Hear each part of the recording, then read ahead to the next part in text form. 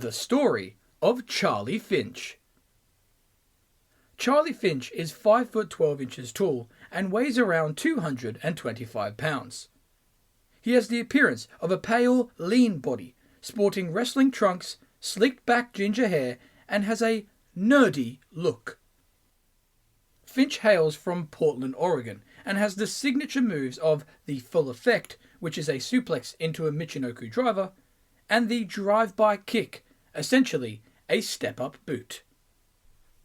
Imagine, if you will, a quiet, simple kid who just loves pro wrestling. A man who gained more heart, passion, and determination by never backing down from a fight. Charlie Finch was a good-hearted, respectable, and all-round good dude. However, this soon changed due to the beautiful chaos called love. Using his talents to gain the Coast to Coast Championship, Finch soon became susceptible to the flirtation of Rachelle. As the romance grew between the two, it wasn't too long until Rachelle stabbed him in the back, costing him the Coast to Coast title and handing it over to her new interest, Dylan Dark. This caused Charlie to reach deep depression, pathetically chasing after the girl who kicked him to the curb, constantly believing their love to still exist. Essentially, Charlie became a submissive little bitch, weakened by the art of a broken heart. Sick of wasting his efforts on a woman, Finch finally got his revenge and costed Rachelle literally everything. Literally everything. Finally standing up for himself, he considered his former weakness to be nothing more than an illness, a disease in which he believed to spread throughout the roster. Aligning himself with Bobby Manuel and Jerry Kane, he formed a faction called Immunity, in hopes to rid the world of the sickness known as inferiority. Attempting to eliminate anyone he perceives as weak, Finch leads the group into catastrophic situations. After subtly establishing himself as Impetus's consistently trusted performer, Finch enters a program with the destructive Dylan Dark, who, although losing, showed even more heart, passion, and determination than ever as he constantly rose up from Dylan's brutal attacks.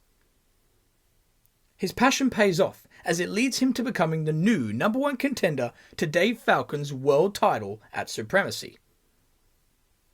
Still the underdog, he is belittled and patronized by the champion, who claims that even he can't make a star out of a loser like Finch. With Finch willing to prove himself, he battles Dave equally throughout the title match, until Warren Jackson gets involved, allowing the champion to retain in an extraordinary fashion.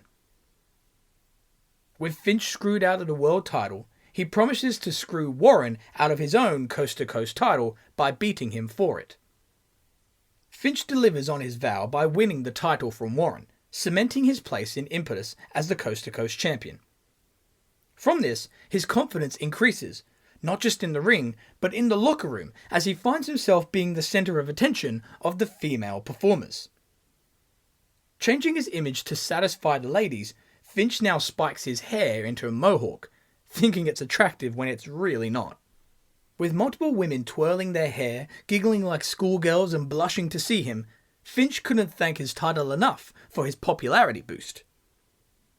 As multiple females flirt with our champion backstage, none are as romantic and as sexually inviting than Rachelle. It is here where we begin Charlie Finch's huge character evolution. Flirt or Hurt. Recovering from his previous and unfair loss, Finch vents frustration while he organizes his clothes in his locker room. During his irritation, he gets approached by a shy Rachelle. The two awkwardly greet one another, with Rachelle showing sympathy for his loss. Finch acts heroic and claims that nothing will stop him from defending his title at the 1-year anniversary spectacular pay-per-view. Rachelle speaks highly of Finch's persistence and passion to be champion, and claims to love that about him. Embarrassed, she corrects herself, not meaning love as in like love, but love as in like a respect kind of love, you know? Finch interrupts with kindness, trying to ease the tension and understands what she means, thanking her for the compliment. The two stare at one another with silence until Finch stops the romance, claiming that he had better get changed. The two happily agree to see each other later in the evening. Rachelle leaves in awkwardness while Finch ponders his new interest. Year Anniversary Spectacular. With the flamboyant Johnny Fabuloso crowned the new #1 contender to the Coast to Coast Championship, it is at the year anniversary show of Impetus where Finch is set to defend his gold. It is also at this pay-per-view where we see Charlie backstage, preparing for his match until he and Rachelle have yet another flirty and dirty segment. After complimenting her, stating that she too will be a champion one day, the two are in another awkward moment of silence. Preparing himself for a question, Finch tries to ask her, only to be halted by Rachelle. She puts her finger on his lips and tells him to retain his title first and then ask her the question. Finch agrees and leaves with excitement as Rachelle looks on with happiness, anticipating a new relationship. Our hero goes on to successfully defend his coast-to-coast title against Johnny Fabuloso, despite the interference from the Fabulous One's hairstylist, Terry DeLita. Raising his title in victory, Finch's title reign seems to continue, along with his relationship status. Trouble in Paradise? Gaining multiple victories over the next couple of weeks, Finch tries to muster up the courage to ask Rachelle on that date of his. With Finch so close on multiple occasions, he is never actually able to pull the trigger, perhaps leaving it a little too late. Finch's constant hesitation to pop the question not only irritates Rachelle, but distracts her from winning her one-on-one contest with Terry DeLita. With the female upset, she is comforted in the ring by Finch. However, tension between the couple arises as now she shoves him out of the way, rejecting his affection. The next week is worrying for Finch, as he has trouble approaching Rachelle in a backstage segment after her loss last week and reaction to it. The two have an awkward backstage moment where Rachelle apologizes for her actions. With Finch just wanting her to be okay, he accepts her apology and tries to finally ask her the question. However, Rachelle automatically accepts going out with him, elated that he has asked the question, and jumps on him with celebration. After beating Jarvis Banks in an exhibition match later in the evening, Charlie's relationship with Rachelle blossoms as the two seem to be excited to call each other their partners. Ready for a promised kiss after Finch's victory, the two are stopped and warned by the random reappearance of Dylan Dark. Months of destructive actions have caused Dylan to believe himself to be a threat to anyone and anything, even a threat to Finch and his coast-to-coast title, and even Finch's relationship. Hell for Rachelle. With Dylan intimidating the couple, his chaotic and deranged actions of the past seem to continue. On the next episode, Dylan gets to choose his own opponent for the evening. With Rachelle preparing for her own exhibition match in the ring, Dylan halts the scene by choosing her as his opponent, hoping to send a message to Finch. As Dylan threatens Rachelle in the ring by brushing her hair and barring her in the corner, Finch charges out for the save. With Dylan able to counter the attack, he strikes Finch down only to turn around to get a spear by Rachelle, showing her strength. Dylan's actions may be inhumane, but it proves to be rewarding as it gains him a coast-to-coast championship match at the next pay-per-view, Impulse 2. Later, the couple is seen recovering backstage, checking on each other. Trying to act strong, Rachelle claims to be fine, only to admit her fear of what Dylan has planned next. Seeing fear in his girlfriend's eyes, Finch comforts his partner, stating that as long as he's around, Dylan won't do anything to hurt her. As the two gaze into each other's eyes, Rachelle hopes to see Dylan's ass get whipped at Impulse 2. Finch says that he doesn't need to promise anything, as his title and his girl aren't going anywhere. With their relationship becoming more love-filled, Finch kisses Rachelle on the lips. The two are happy and walk off together, hand in hand. Impulse 2. Although living a dream relationship, Finch had to prepare for a nightmare opponent at the pay-per-view. Asked for his opinions before the match, Dylan claims that he could have easily dropped Finch's little trophy called Rachelle last week if he wanted to, claiming that he is more than capable of performing more sickening and shocking actions. Dylan claims that Rachelle's spear to him hasn't affected his mindset at all, as it has proven to him that Finch clearly cannot protect himself. After gaining a brutal reputation, Dylan claims that more sickening and shocking actions will take place in just a matter of moments, as he will become the new coast-to-coast champion. During the match, Dylan gains control with Rachelle getting ejected after trying to interfere. As Rachelle unwillingly exits, Dylan sniggers, understanding that Charlie's cheerleader and motivation has been removed. Finch's determination and passion for both the gold and his girl is shown as he kicks out of Dylan's nasty moves like the spear and even the condemnation. Refusing to deal with Finch's resilience, Dylan immediately goes to the outside to grab his go-to weapon, the crowbar. Slowly pacing in the ring, Dylan ignores the official's anger and prepares to use the object. The weapon is raised only for it to be grabbed by the reappearing Rachelle on the apron. As the official is about to throw out the match due to Rachelle's reappearance, Dylan demands them not to do so. Dylan is furious as he grabs Rachelle by the hair, pulling her in the ring. With alternative intentions in mind, Dylan throws the crowbar to the side and allows the official to be distracted as they try to eject the weapon. This distraction allows Rachelle to shock everyone by not only kissing Dylan, but quickly turning around and hitting Finch with a spear. With the referee unaware of what has just happened, he turns around to see Rachelle out of the ring and witnesses Dylan pin Finch.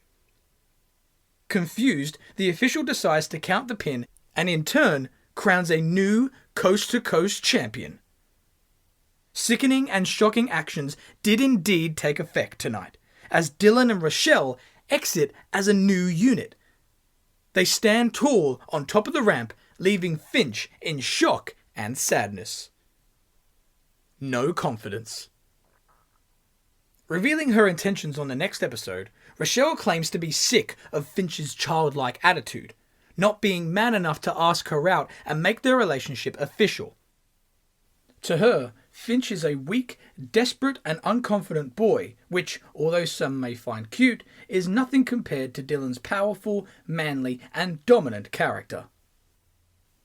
Dylan talks about Rachelle, explaining the spear from her 2 weeks ago to be a turn-on. Dylan expresses that he is on top of the world as he slayed the demonic Scar, got the title, and got the girl. The evil new couple are about to make out until Finch enters and confronts them in the ring. Finch talks about the last 7 days and how it has been a living hell having to be without his girlfriend and his title. Furious that the two most valuable things have been taken away from him, he vows to give Dylan the same hell in return. He orders a rematch for the title only for Rachelle to deny it, claiming that a real man wouldn't have come out and talked, but rather battled immediately for his lady's honour. As a result, she refuses the match and states that Finch isn't man enough to have it, just like he wasn't man enough in the bedroom. Finch is angry, but fails to act as he watches Rachelle and Dylan exit the ring with a smile. The evil couple make out on stage with Finch wrapped in anger. Announcing his further sadness in next week's interview segment, Finch talks about losing his girl and title and claims that they, professionally and personally, meant a lot to him. He knew there was a chance of losing the title at Impulse 2, but he didn't think he'd lose both so drastically. Finch admits that he hasn't taken this whole situation very well and knows that he must focus for his rematch later tonight. With his clouded mindset clearly bothering him, Finch is asked if a rematch for the coast-to-coast title is actually a good idea. Barely believing his own words, Finch states that an instant rematch is what he wants, as he needs to rid himself of his torture before it grows. With the coast-to-coast title match set in stone, he claims to win the title again with or without a lady by his side. Finch exits, sniffing, trying his best not to seem heartbroken. In the coast-to-coast title rematch later in the night, Finch shows his determination as he is able to fight back from Dylan's offense yet again. However, he also focuses on giving attitude to his ex-girlfriend, who stands in Dylan's corner, hoping to show her what she's missing. Despite his cockiness, he showboats a little too often as he gets beaten down by the dominance of Dylan and his condemnation. Rather than just simply go for a pin, Dylan signals to Rachelle. Rachelle then looks under the ring and pulls out a large leather sack. It is revealed to be a body bag, just like the one Dylan used to take out the monster, Scar. Dylan looks to add insult to injury as he plans to poetically take out yet another one of his rivals. With Finch almost zipped up in the bag, he fights out of it and takes Dylan down with rage and passion. Finch is about to hit his full effect finisher move. However, as the official removes the body bag from the ring, Rachelle hits Finch with the spear. Rachelle escapes from the ring with the referee oblivious. Dylan makes sure his rival is defeated by hitting a second condemnation finishing move to win the match and retain his title. With Finch's former title and partner still in the hands of another, Charlie recovers, witnessing Dylan kiss Rachelle and his title goodbye on stage. Finch leaves yet again with nothing to own. No title, no girlfriend, no win, no confidence. As Finch leaves in silence, his sadness radiates through the camera. A guardian angel and Cortni.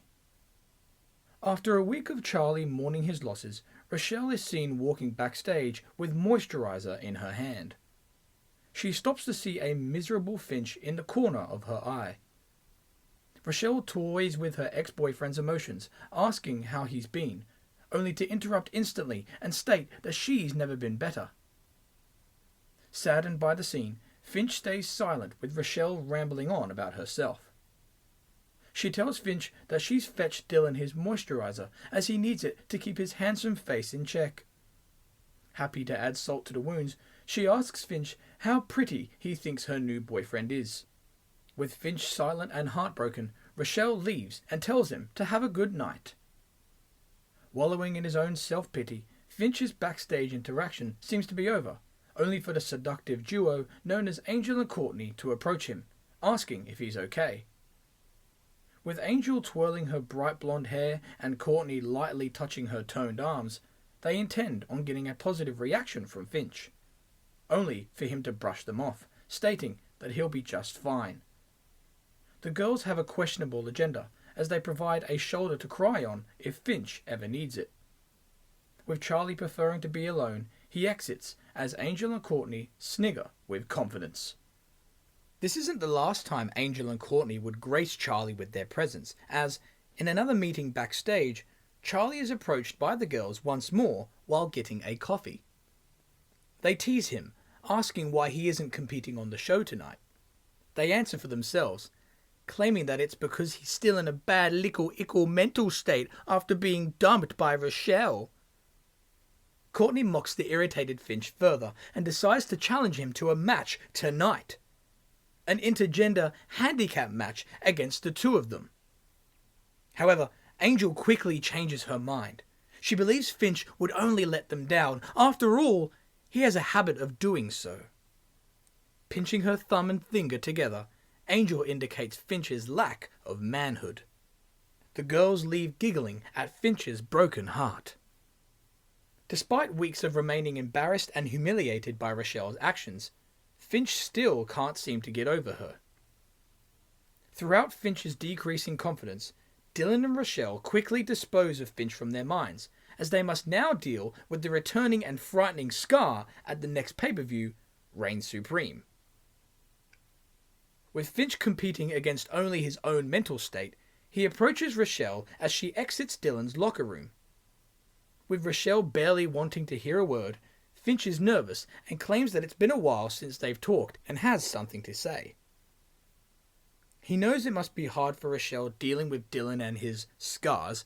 However, he lets her know that he is still here for her. After all she has said and done to Finch, Rachelle looks in his eyes and realizes that he hasn't given up on love. Seemingly about to show her appreciation, Rachelle yells at Finch, stating that the last thing she needs is some boy telling her how much he still loves her. She tells him to get lost and come back when he's a real man.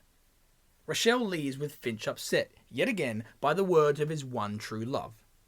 Finch's journey to reign supreme isn't the only story that involves chaos, as the anti-weakness tag team called Immunity expands. As Immunity look to eliminate the weak, the original members of Bobby Manuel and Jerry Kane gain some allies in the incredibly seductive duo known as Angel and Cortni.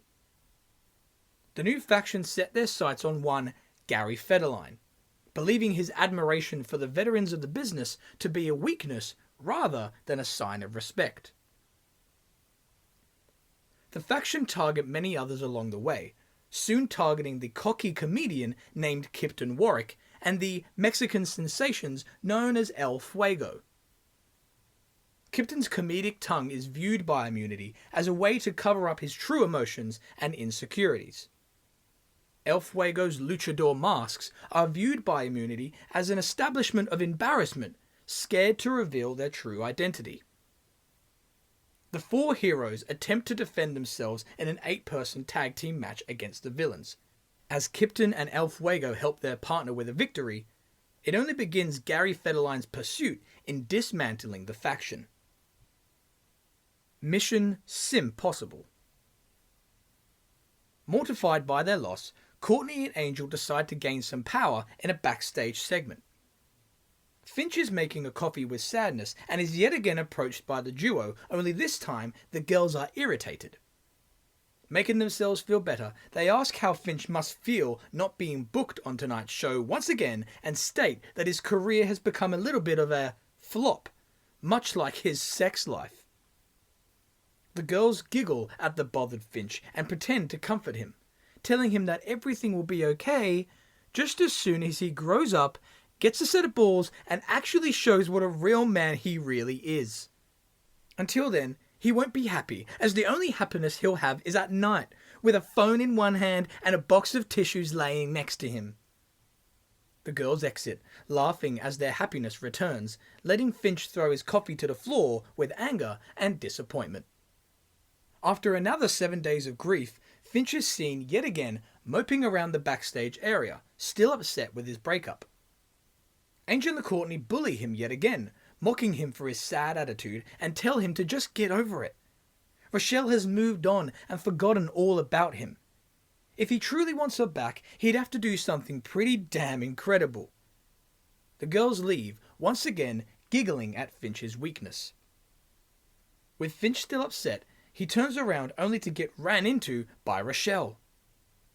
With Dylan nowhere to be seen in the evening, Rachelle fears for her life as the monstrous Scar is on the hunt for her. Remembering what Angel and Cortni just said, Finch uses this chance to get on Rachelle's good side. Attempting to calm her down, Finch tries to convince Rachelle that, under his protection, no one can hurt her. Noticing her continued stress, Finch tries harder and hopes to take advantage of her desperation. He lightly places his hand on her chin, telling her that not only is she beautiful, but a warrior.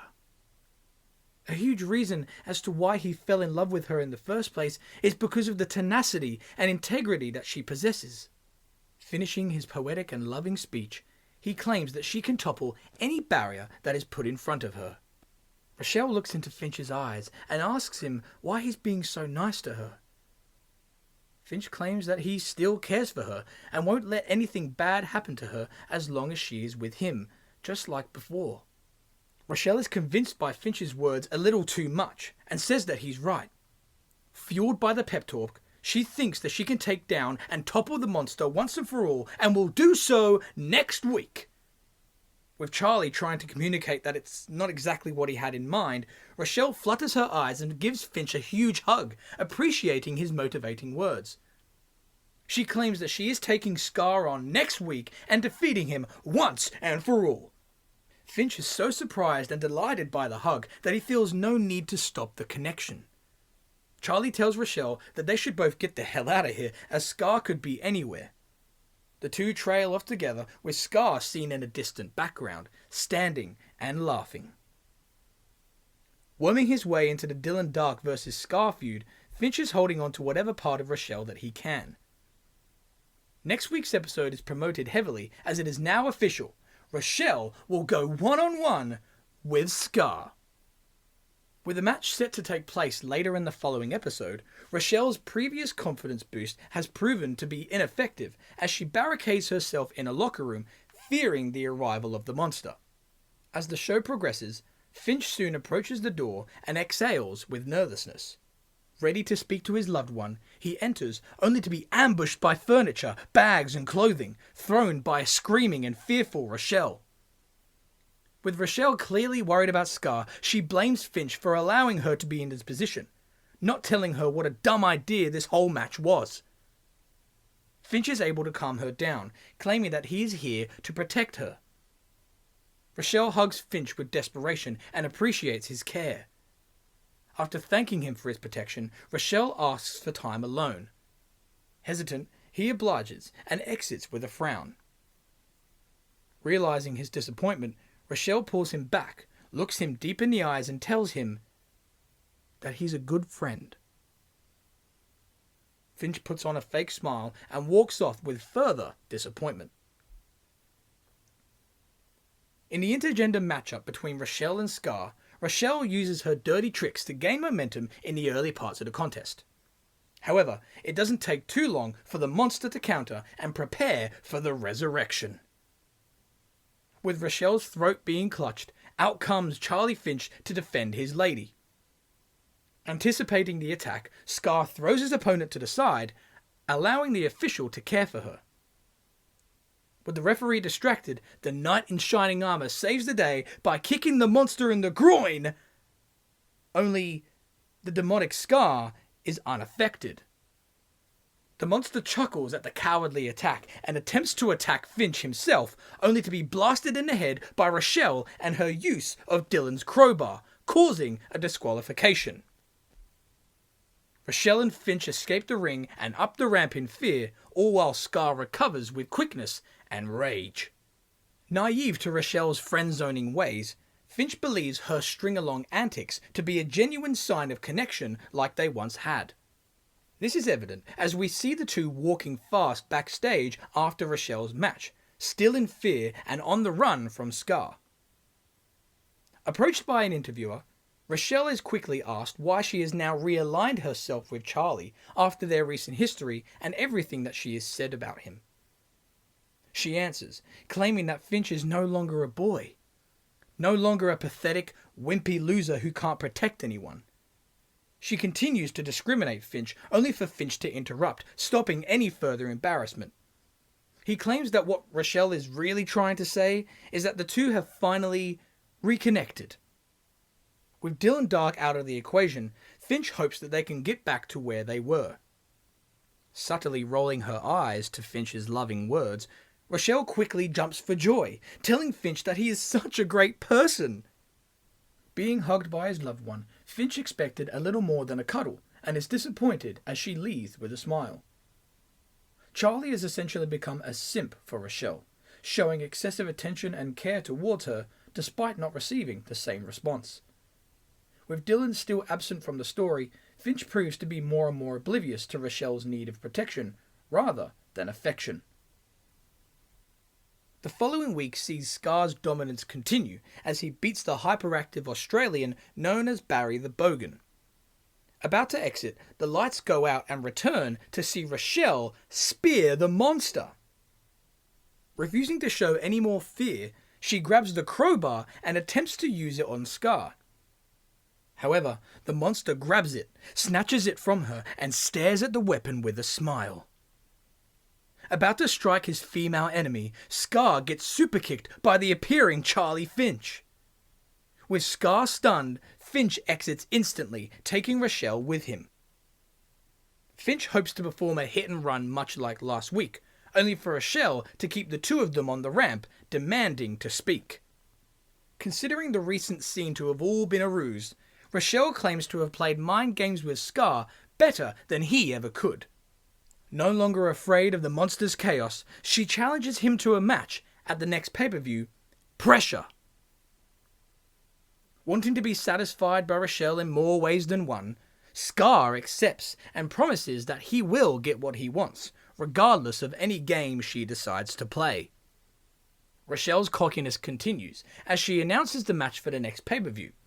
Scar will be beaten down, conquered and toppled at Pressure by Charlie Finch.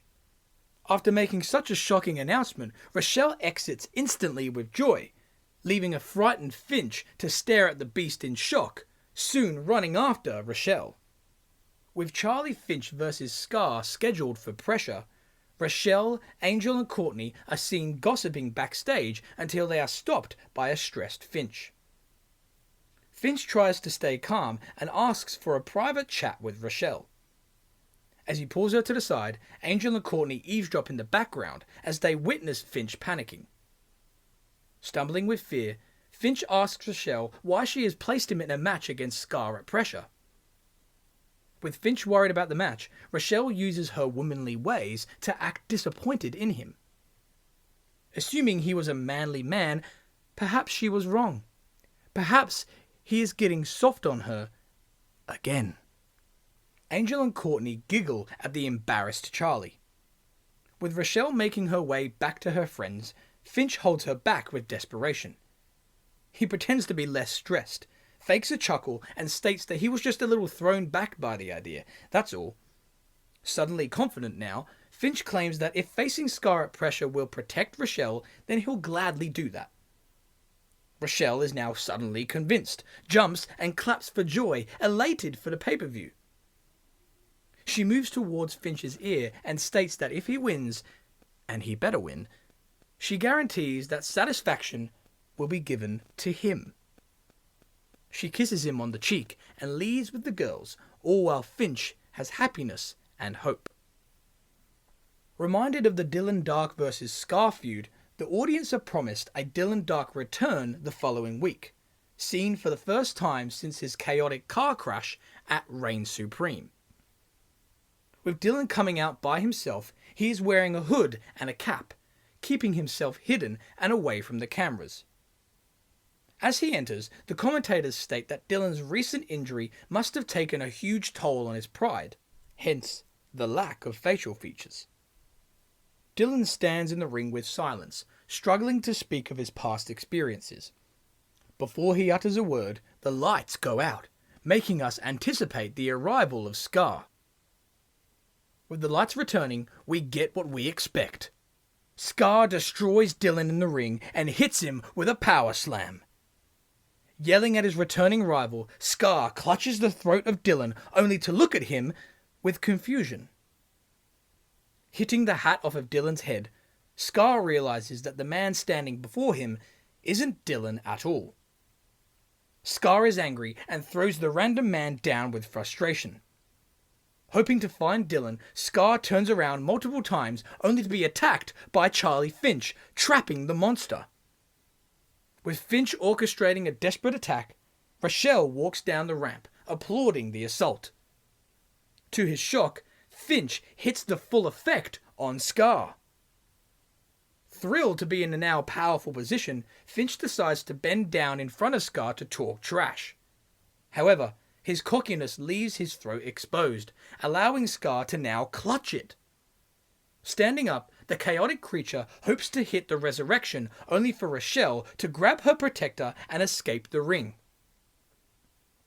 With Scar now irritated, he stares at Finch and Rachelle, who now have confidence heading into the pay-per-view, Pressure. Finch is sitting in his locker room, worried about the wrath of Scar. He gets approached by Rachelle, telling him to hurry up as his match is up next. After subtly wiping his eyes with a sniffle, Finch stands and claims to be ready. Refusing to see him walk forward, Rachelle stops Finch and asks if he's been crying. Finch designs a terrible, impromptu lie. As he was getting changed, a bit of stitching must have been floating in the air and it got in his eye and it's really annoying and it won't come out and stuff. He moves on quickly and wants to know if Rachelle will still be there for him after tonight. With Rachelle in confusion, asking what he means, Finch elaborates with little confidence, asking if all the pain suffered tonight will be worth it, or if Rachelle is just leading him on. Rachelle smirks, telling Finch that he's being silly and just nervous. She comforts him and lets him know that she is grateful for his protection and sees him more than just a friend. With Finch's eyes widening with hope, he gets told by Rachelle that no matter what happens tonight, she will be leaving with her man. Providing Finch with some much-needed motivation, she kisses him on the cheek, holding his hand as they leave the locker room together. Despite entering with confidence, Charlie Finch gets destroyed by the demonic Scar throughout the match. Rachelle constantly tries to encourage her man to keep fighting. Finch's resiliency is shown as he constantly gets up from Scar's beatdowns, leading to a quick burst of momentum until taken down yet again. With Scar scooping Finch up, ready for the power slam, Rachelle jumps in the ring from the top rope, only to get her throat clutched by the monster. With his attention now on Rachelle, Finch takes advantage of the distraction and superkicks Scar once, twice, 3 times and hits a springboard dropkick, finally stumbling the monster to his knees. With Finch blowing a kiss to the terrified Rachelle, who is now bailed from the ring, he powerlifts Scar up to hit the full effect. Covering Scar's chest for a pin, the monster kicks out with huge power, launching Finch across the ring. Finch tries to continue his attack, only to be countered and destroyed by the chaotic creature, hitting the power slam and beaten via the resurrection. With Finch falling out of the ring in defeat, Rachelle tends to him, hoping that her savior can continue his protection.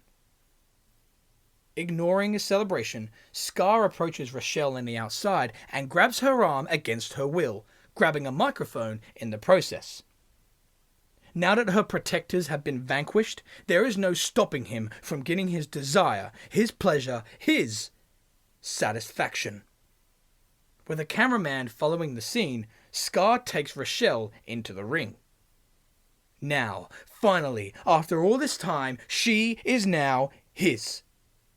Before Scar makes any actions, the cameraman in the ring strikes the monster down with the camera. The cameraman takes off his hat and fake beard to reveal the return of Dylan Dark. Hitting Scar with the condemnation, Dylan is back for vengeance. Taking out the monster, Dylan begins to leave arm in arm with his mistress. However, Rachelle is stopped from leaving as her foot is grabbed by a pained and heartbroken Charlie Finch. The fallen Finch looks up at Rachelle in sadness. He gets on his knees, almost begging for her love. With sympathy, Rachelle picks Finch up, strikes his hand away, blows a kiss of her own, and hits him with a spear. Dylan and Rachelle exit the ring, leaving a physically broken Scar and emotionally broken Finch inside of it. They make out on the ramp, with the commentators realizing that Rachelle really did exit with her man tonight. Rebuilding Charlie Finch. With Scar attacked by the reunited couple, Charlie is left alone, yet again, with little confidence.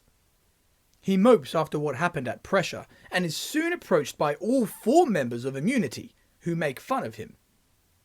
Bobby Manuel, Jerry Kane and Cortni belittle the heartbroken hero, all while boosting their own ego. They claim that Finch needs to stick up for himself, much like Immunity. He needs to be strong, much like Immunity, rather than submit to a woman's power. In fact, Charlie is so weak that Immunity can feel themselves getting weaker just by standing near him. Told by a saddened Finch to leave the scene, the faction walk away, happy with themselves. The team exit while giggling. However, a concerned Angel stays. With Finch noticing her presence, he asks what she wants. It's not about what she wants, it's about what he wants. Angel explains that, clearly, for some reason, he still likes Rachelle. She understands that love works in strange ways, and suggests that, if he still wants her, maybe he needs a different approach. Finch then opens up to Angel, asking what else he can do. Angel politely tells him to grow a damn pair of balls.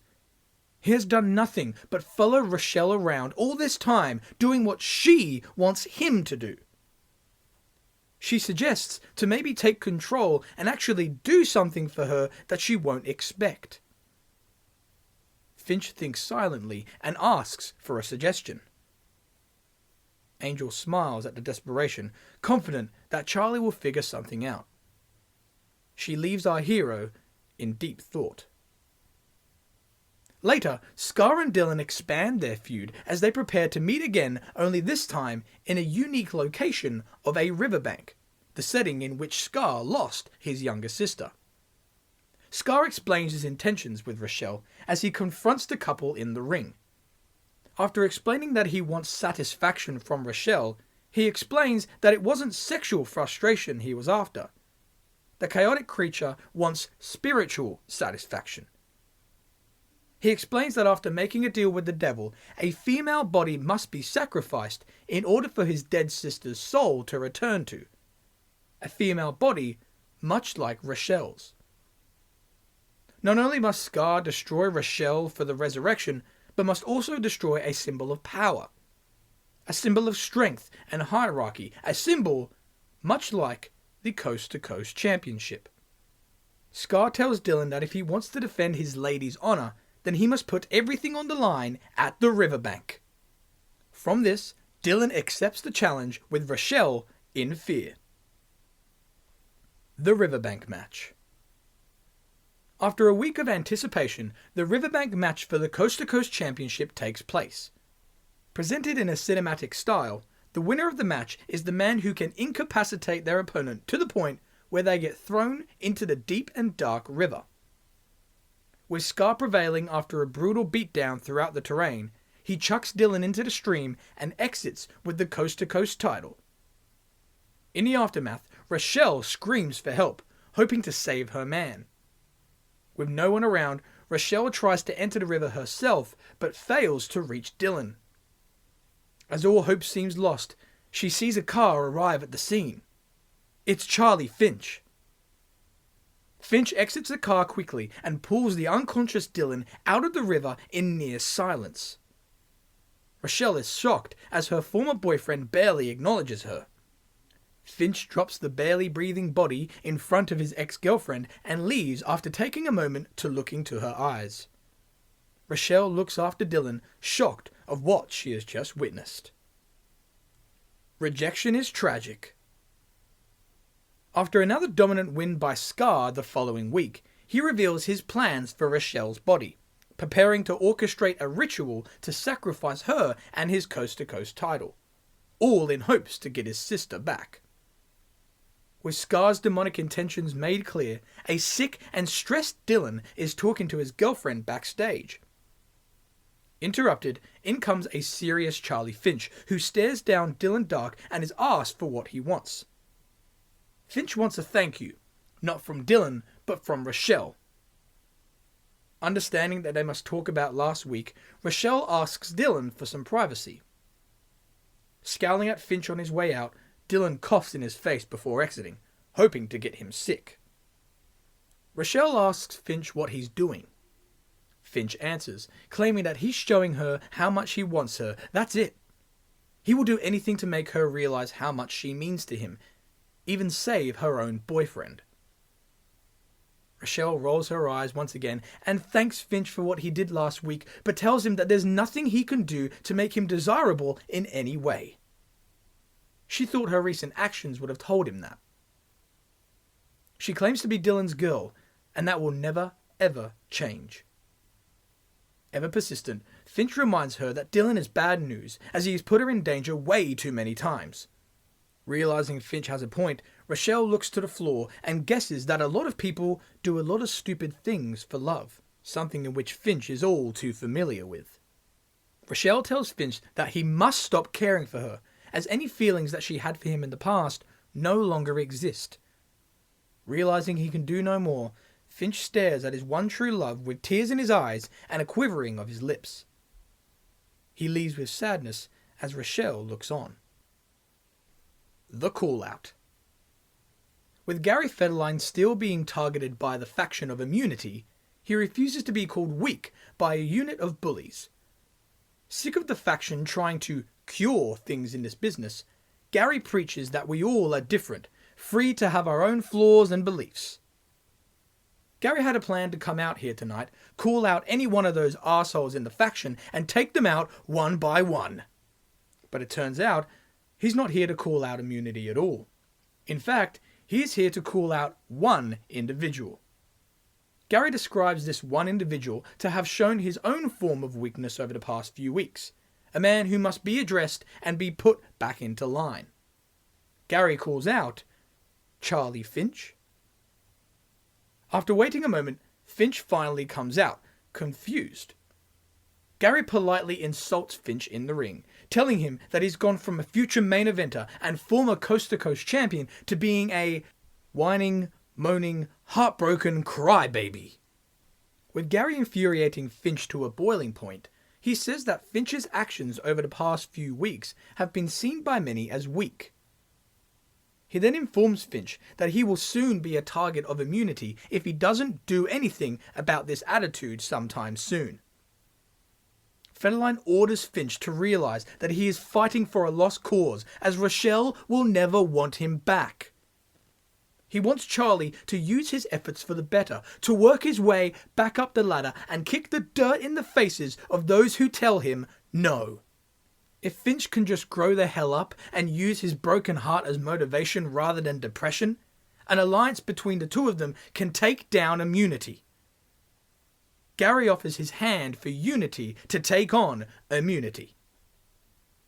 Contemplating the alliance, Finch claims that since losing the Coast to Coast title and his one true love, he has believed the words of Dylan, Rachelle, and all the critics, even himself. In turn, his confidence and motivation has lowered. However, he refuses to live this life any longer. Gary is right. He needs to break free from the shackles of heartbreak and use his efforts to kick ass and find success once again. Finch delivers a message to Immunity, stating that they have no idea what he is capable of with this new motivation. Charlie challenges Immunity to a match at the next pay-per-view, Relentless, before shaking hands with Gary Federline, solidifying a new partnership. With Gary exiting in excitement, Finch tries his best to appear confident. New and improved? As the Relentless pay-per-view prepares for a tag team clash, next week's episode places Charlie Finch against Immunity's Bobby Manuel. With both opponents having their partners in their corner, Finch starts off fighting hard, showing signs of a new, changed and reborn side of himself. However, thanks to Angel and Cortni's unnoticed interaction, he soon gets beaten down by Bobby's dirty tricks. Gary can't take the dirty antics anymore and gets on the apron, ready to get in the ring and fight, only for the official to force him away. During this distraction, Immunity hit their finishing move, The Cure, on Finch, winning the match. Once again, Immunity laugh at their weakened opponents, as they exit with delight. As Gary aids his new partner in the ring, the potential signs of a new and improved Charlie Finch have been exterminated already. How much further can Finch fall? Rebuilding Charlie Finch again. While Finch tries to rebuild himself, the Scar and Dylan Dark saga seems to be nearing an end, as they prepare for war inside the Dome at the next pay-per-view, Relentless.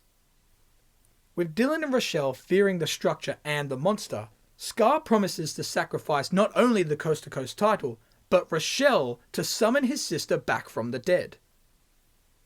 Due to Scar's satanic proclamation, Rachelle has issues with her boyfriend, telling Dylan that if he continues his pursuit of the Coast to Coast title, then she wants no part of it anymore. Furious with her desire to simply walk away, Dylan starts to intimidate Rachelle, saying that after all they've gone through, after all the pain and fear that they have suffered, she's going to quit now? Regardless of their relationship, the dome match is happening, and now she's just going to leave? Just like that? Rachelle folds her arms and looks away, being stubborn. Dylan scoffs at the attitude and says that he thought what they had was real and thought that they were a team. As it turns out, he was wrong. Dylan leaves the locker room with Rachelle trying her best to be strong. Defeating the rookie known as Jimmy Sparrow later in the night with authority, Dylan grabs the microphone and sends a message to Scar. He can't wait to get in the dome and take back his coast-to-coast title. As Rachelle stands by his side with attitude, Dylan reminds everyone that he has to sacrifice anything and everything for the title. With that said, Dylan spears Rachelle. He then brushes her hair, picks her up, and hits the condemnation. Dylan asks what he's sacrificing when he has nothing left to sacrifice.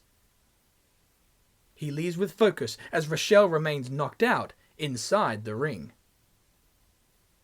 Despite the explosion of a relationship, Finch intends on creating his own path at the pay-per-view. Later in this episode, a promo package of The New Charlie Finch is shown.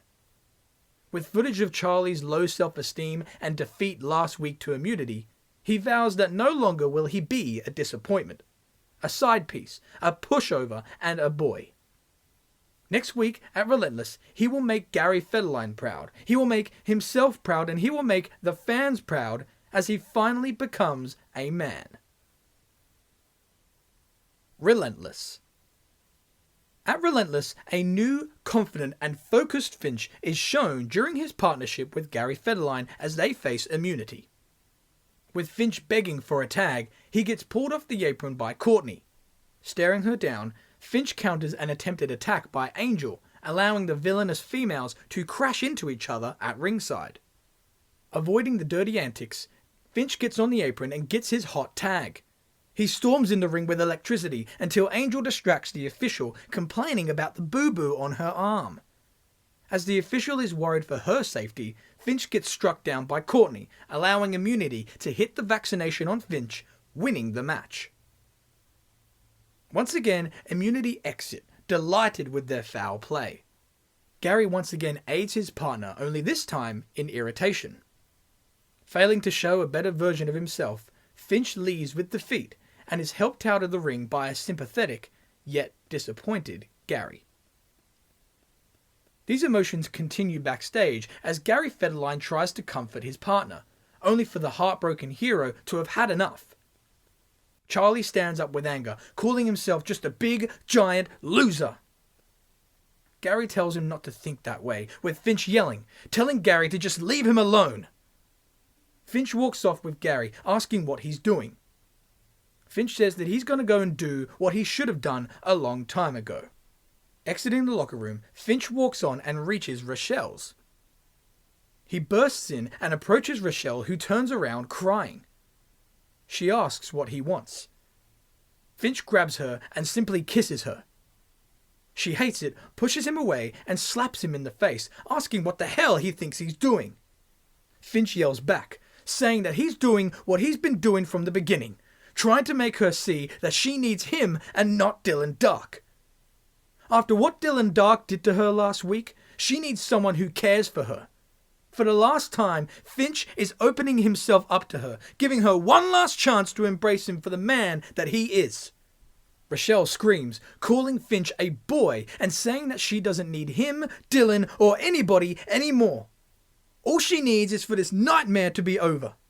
She blames Finch for everything, saying that none of this would have happened if she never met him, and tells him to just leave the locker room and leave her damn life.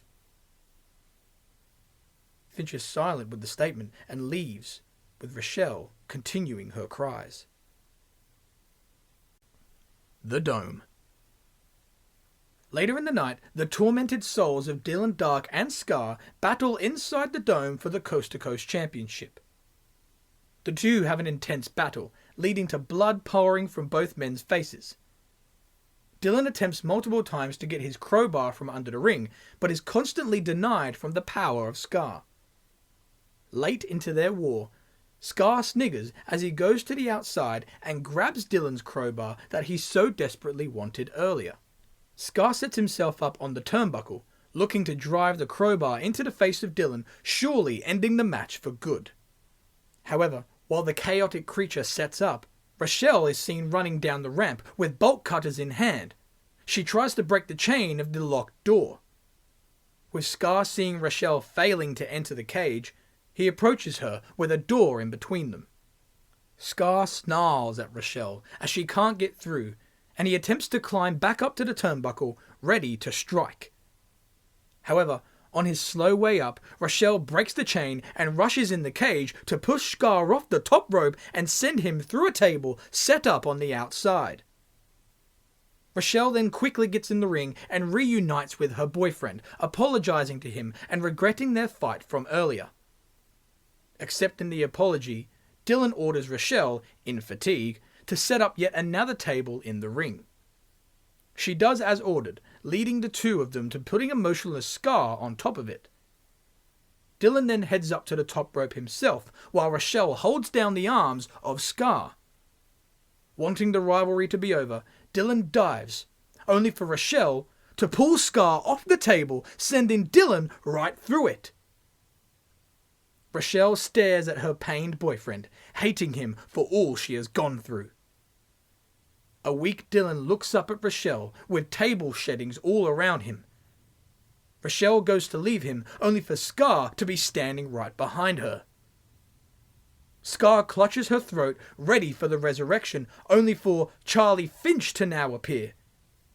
Finch attacks Scar and knocks him down with vicious chair shots.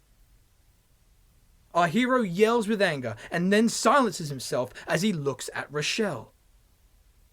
Rachelle finally realizes that Finch is her hero.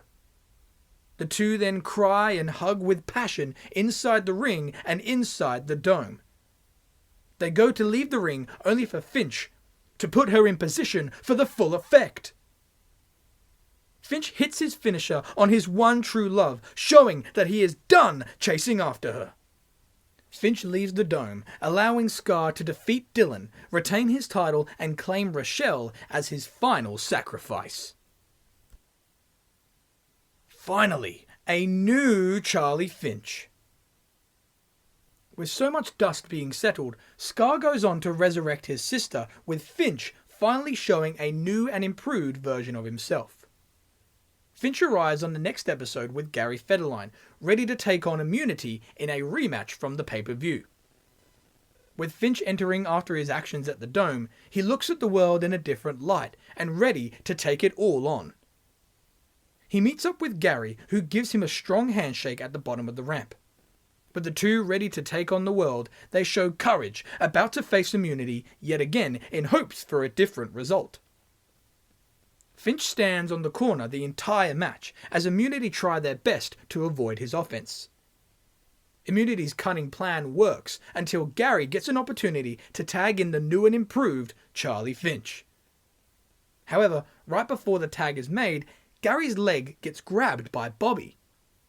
With his leg held, Gary stands on the other foot, reaching, hopping for the tag, only for Finch to get in and DDT his own partner. Immunity stop as they witness Finch look down at Gary Federline with little emotion. Finch hits the full effect on Gary and screams in anger as he pummels him with punches. He then looks at Immunity and decides to put out his hand for them, looking for respect. Immunity are shocked, yet happy, and they accept the changed Finch. Immunity attempt the vaccination on Gary, but Finch orders them to call it off, offering to take him out with Dylan Dark's own drive-by kick. After poetically hitting the Dark move, Charlie Finch allows Immunity to pin and win the match. As Gary lays knocked out, Finch now aligns himself with Immunity. The original four members exit with dastardly smiles as Finch is emotionless, staring at his fallen partner. With the wrestling world buzzing due to Charlie's change of heart, the new and improved Charlie Finch enters with immunity the following week. He tells the world that he doesn't need to explain his actions as they speak for themselves. He talks about his life since losing the Coast to Coast title and says that he fell into a whirlwind of depression, paranoia, and self-loathing. Finch claims that now, after his experiences with Dylan Dark, Scar, the Dome match, and Rachelle, he refuses to be weak anymore and refuses to be stepped on. This persona was not only seen at Relentless, but started there too. Being defeated yet again, he looked at the victors of immunity and realized that he wanted what they had: strength. From the moment he lost that match, he knew he couldn't live his life the same way again. As a result, he showed his new identity at Relentless and showed it even more last week. He thought he wanted love, but what he wanted was dominance, power, strength. Immunity then claimed that this is why Charlie Finch has aligned with them, to be risen up with strength rather than be beaten down with weakness. They go on to say that Gary Federline's sportsman persona was a weakness, a sickness in which destroyed him. They then reference Kipton Warwick, whose comedian persona was a weakness, a sickness in which too destroyed him. They claim that Finch has not only joined immunity, but will lead them to a healthier and stronger place, in order to make sure that his former weakness doesn't infect him ever again. In fact, they promise to make sure that this illness of weakness doesn't infect the mind of any other man or woman ever again. Immunity leave the scene believing themselves to be the heroes. As Charlie Finch cements his new partnership with immunity, Gary Federline spends the next couple of weeks incognito. With his return to Impetus, he is asked for his reactions to Finch's change of character and unity with immunity. He claims to have a lot to say about the matter, as he's had 2 weeks to come up with his own opinions and thoughts. However, he prides himself on being a man and sorting his problems out one-on-one. Regardless of the circumstances, he will always give people that respect. That's just what he believes in. As a result, Gary claims that he will go out to the ring tonight, have his match, prove that he doesn't need an army to win his battles, and plans on calling Finch out to tell him exactly what he thinks about him. Gary leaves, ready for his match. With Gary beating the annoying vegan known as Chris Vortex in a quick yet competitive matchup, he grabs the microphone instantly after his victory. He claims that his win didn't exactly seem weak to him, and after what Finch and his buddies said the other week, Gary believes that it is his turn to talk. He calls out Finch for a one-on-one confrontation, only for immunity to enter alongside their leader. Accompanied by his new allies, Finch enters the ring, ready to listen to Gary's words. Gary speaks through the immunity wall, telling Finch that he is happy that, after so long, he finally stood up for himself. Since Relentless, Finch has grown up, gotten some balls, and kicked some ass. However, the ass Finch has kicked just so happens to be his. After all the help he gave him, after all the advice and conversations about how Finch needs to be a better version of himself, what happened 2 weeks ago is not what Gary meant. Gary asks what the hell Finch is doing aligning himself with the arseholes known as immunity. Immunity are angry and yet soon calmed down by the cool-headed Finch. Seeming to be the faction's new leader, Finch speaks, asking if Gary is happy now that he has vented. He tells him that the entire speech comes from heartache, anger, betrayal, something in which he felt for months, something in which turned him into a bitter, petty, and spiteful man. He says that Gary is angry about a partnership not working out the way that he wanted to, sort of like him. He agrees that he showed something at Relentless by sticking it to Rachelle, but it wasn't power. In fact, he views what he did 3 weeks ago as pure weakness.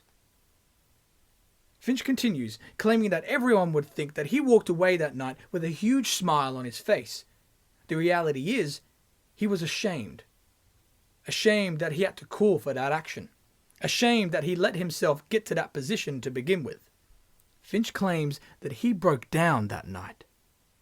After losing his match with Gary and after eliminating Rachelle from his life, he felt that he had no one to talk to, except for Angel. After listening to Angel, Finch explains that Immunity are trying to better the world. Immunity wants to stop the world from being a hateful, vengeful, and weakened place. As a result, Finch asks Gary to join them, to stop his weakness from expanding just like his weakness did to him. He assures Gary that his heartache and anger needs to be vanquished before it destroys him, just like it almost did to him. Gary shakes his head and asks what happens if he joins the faction. What happens if he joins Immunity? He becomes just like Charlie Finch? Gary refuses to believe that this is the Finch that exists now, and refuses to join an alliance of people who think that way. Denied the alliance, Finch gets serious, saying that there are only two options here. 1, Gary accepts the invitation, or 2, he performs an act of blindness and fights for his weak beliefs. With Gary shaking his head yet again in disagreement, Finch now accepts what he must do. He orders his group to surround Gary, ready for an attack. Gary is now on full alert as he prepares for an ambush, only to push the oncoming Angel to the side and escape the ring. Still with the microphone in his hand, Gary refuses to fight as all he wants to do is help Charlie. He wants to help Finch as he is clearly sick in the head. Clearly, his previous relationship issues have affected him so badly that now he needs professional help. Hoping to save him from his internal torture, Gary is willing to do whatever it takes for Finch to realize that. Gary exits with Immunity glaring at their escaped enemy. The Innocent, number 1. Immunity's attempt to cure weakness continues the following week as Cortni faces the funny man, Kipton Warwick, in an intergender match.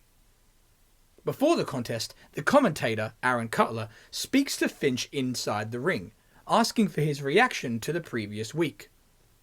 Finch puts it simply, claiming that he wants a match with Gary at Raise Hell. After what happened last week, Gary has even more frustration, even more pain, suffering and heartache, and as a result, is going to want to unleash it, just like Finch did at Relentless. Finch continues, claiming that the internal torment of Gary's mind is going to destroy him unless he commits an act of dominance, just like Finch did at Relentless. He knows that Gary is going to use that anger that's built up all inside of him and unload it at Raise Hell, to a point where he'll probably perform an intense act of rage in which he will feel satisfied after unleashing. However, Finch did the same thing at Relentless. Finch explains that he unleashed his torment and it felt great for about a minute, until he realized he was still weak. Until he realized he needed saving, until he realized he needed immunity. He knows Gary will do the same thing after he uncages his vengeance and eventually will have no choice but to join the faction, just like Finch did at Relentless. The question is, how long will Gary ignore this reality?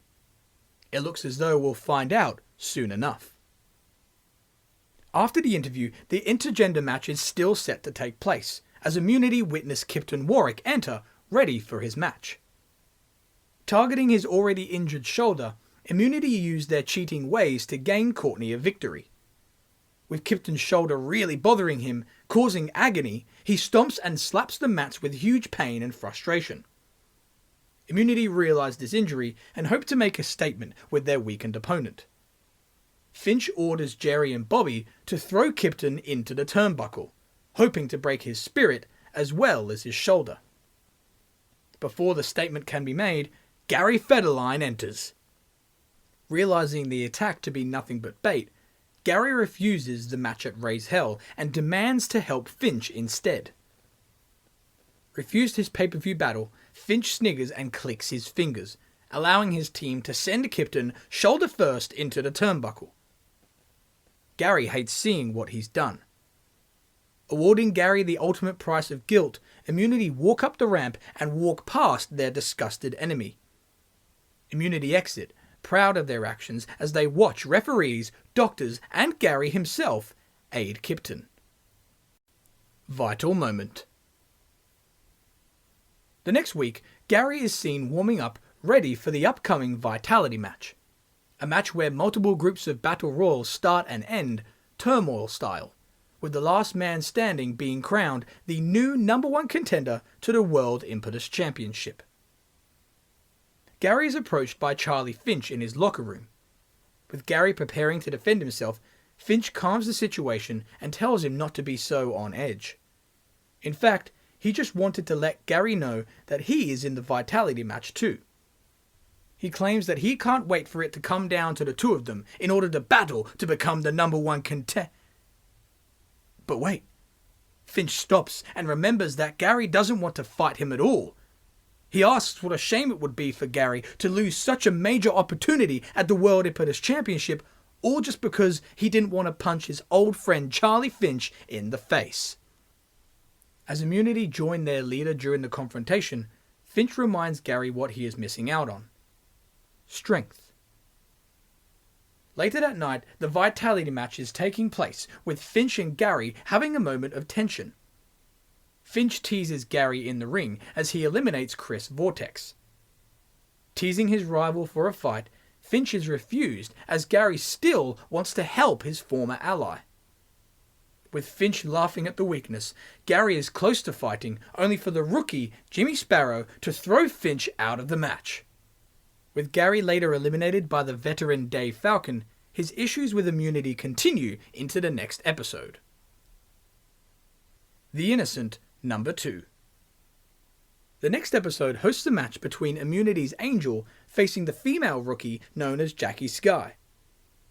With Angel led to the ring by Finch, the Immunity leader grabs the microphone and orders the referee to resist the ringing of the bell. Halting the match before it starts, Finch reminds us of 2 weeks ago and how, because of Gary Federline, some would say that an innocent man got hurt.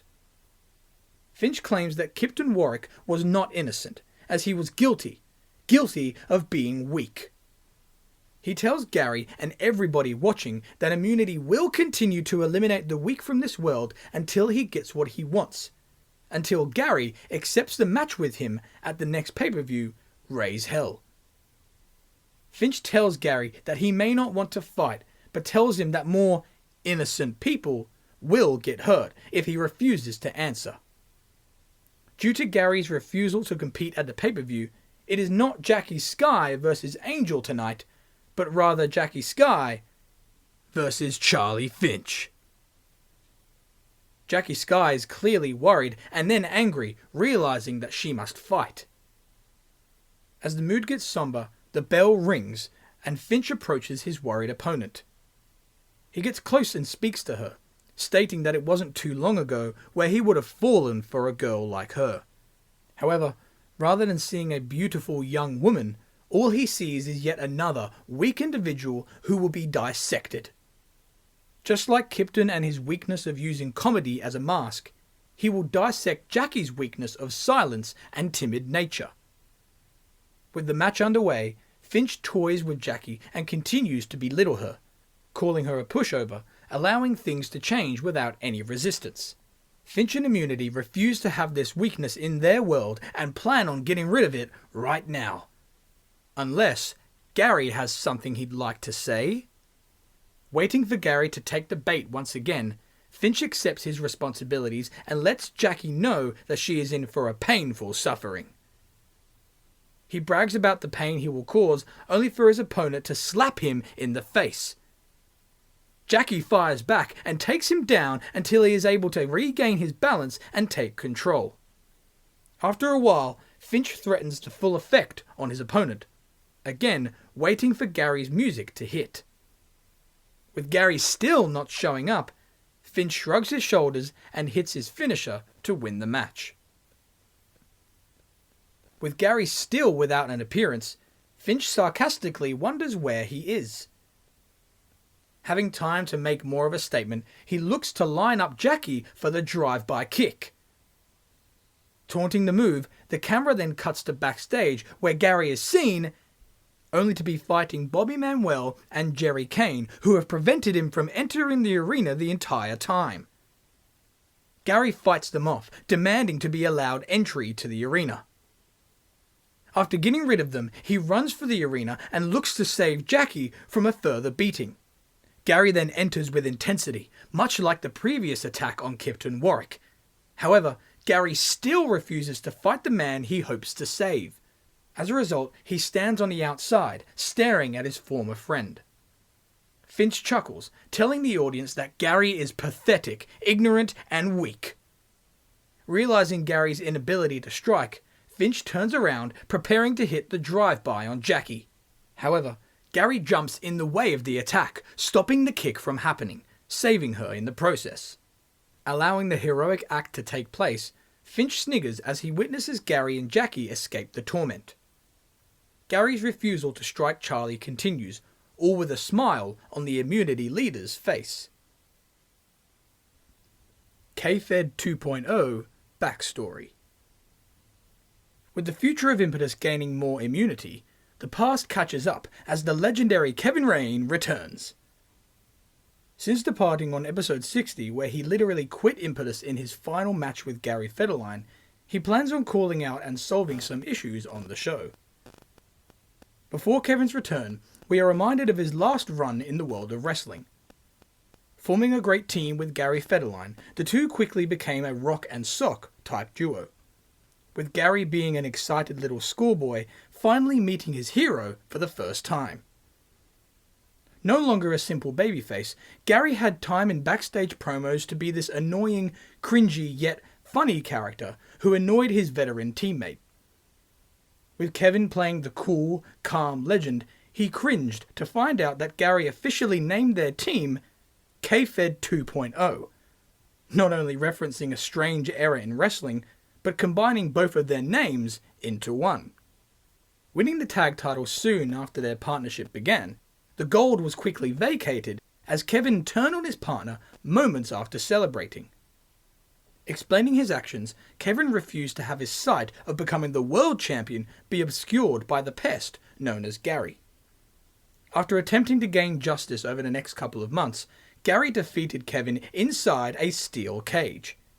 However, with the legend embarrassed, he claimed that if he cannot beat Gary at Impulse, then he will quit, just like he wanted to do months ago as his quest for the world title had failed. Kevin did indeed quit as he lost to Gary in the fitting and poetic I Quit match. With Gary victorious and Kevin having his final match, Gary showed his rival respect by giving him the ring to say goodbye. Although this respect brought closure to Gary's rivalry, it sparked a new one further down the line with immunity. The Innocent number 3. So, with Kevin returning to speak of certain issues later in the next episode, Immunity continue their success. The new matchmaker of Impetus, Jillian Day, uses her power to screw her former ally Jack Ross as he is defeated by Charlie Finch. Charlie not only wins his match, but further butters up the matchmaker in a backstage segment where he has a suggestion to the wonderful Jillian Day. He claims that, since his actions at Relentless, he and his team have been on a roll and believes he deserves a reward. He asks for Jillian to make the match official at Raise Hell, the match between himself and Gary Federline. As much as Jillian would love to put pen to paper, Gary has made it clear that he wants no part of the match. Not willing to comply, she has decided to remove Gary from the show until he is ready to play ball. Finch is persistent, claiming to have a way of convincing him to accept. With Jillian curious and confused, Finch explains, "The show has been lacking something for some time now, as it has a champion missing. Ever since the ritual of Scar, the coast-to-coast title has been burnt to a crisp and has never been seen since." Charlie claims that Gary may agree to a match if the title is up for grabs at Raise Hell. With Finch hopeful, Jillian likes the idea and says that at Raise Hell, Finch will indeed compete against Gary for the resurrected coast-to-coast title. That is, if Gary accepts. Finch is confident with his plan. After all, if it is to fail, he has another way of making Gary accept. With the Coast to Coast title apparently being resurrected at the pay-per-view, Finch confronts Gary by interrupting his interview segment later in the night. Finch tries his best to bait Gary into the match, mentioning how he can get more than just revenge at the pay-per-view, as he can hold the Coast to Coast title in the process. Finch's smirk drops as an irritated Gary asks him if he really thought this was going to work. He refuses to be toyed with by having a dangling carrot of the Coast to Coast title in his face. Refusing to stoop to Finch's weakness, he doesn't care what Finch does, who he attacks, and how far he will go. He will not fight him. Immunity's actions of attacking others have shown the world that they are the ones who are weak, not him. Gary then claims that Finch got what he wanted at Relentless, but he won't get what he wants at Raise Hell.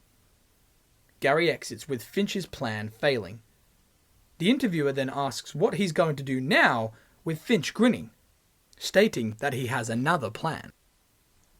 Later in the night, the highly promoted Kevin Rain makes his return to the ring. The legend talks about his last moments on Impetus and claims that, although he may have done some questionable things in the past, he's realized that having a few months away has sure made him miss this place.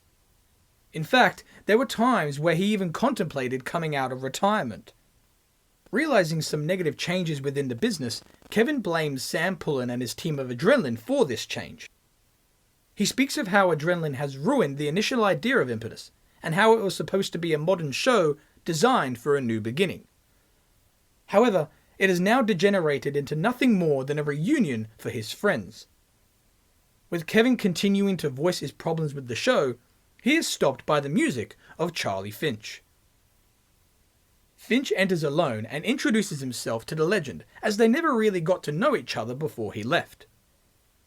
After shaking Kevin's hand with respect, Finch claims that he is a completely different person compared to when Kevin was still competing. Although sharing similar views as Sam Pullen and Adrenaline, Finch claims that Adrenaline uses relics of the past to gain power, whereas Immunity gained power by curing the illness of weakness. Kevin admits that they didn't exactly know each other very well before he left, but knows that Finch was a nice, respectful young man who has turned into nothing more than a bastard. Finch chuckles, disputes, and claims that he helps people. In fact, he helps weak individuals realize their strengths. Weak people like the comedian known as Kipton Warwick. Weak people like the pushover known as Jackie Sky. Weak people like washed-up, wannabe, has-been retirees who just want their spotlight back. Now threatening the legend, Finch tells Kevin that Immunity are eliminating all weak men and women from the business. That is until Gary Federline, the weakest culprit of them all, gives him a match at Raise Hell.